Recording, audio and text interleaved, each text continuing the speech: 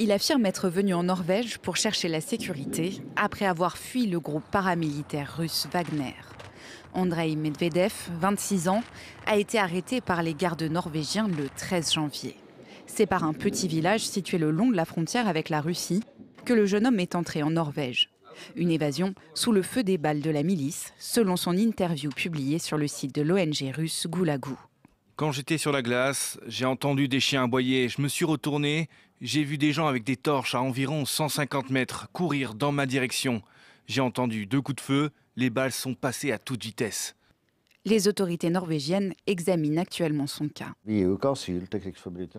Nous n'accordons pas l'asile aux criminels de guerre. Il est donc clair qu'il s'agit d'une évaluation très importante et toutes ces choses doivent être analysées très soigneusement.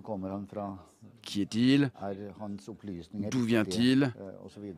Ces informations sont-elles correctes, etc.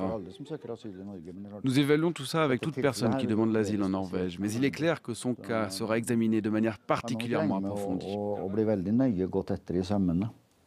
Fer de lance de la poussée à Bakhmout et Soledar, Wagner a un rôle clé dans l'offensive russe en Ukraine.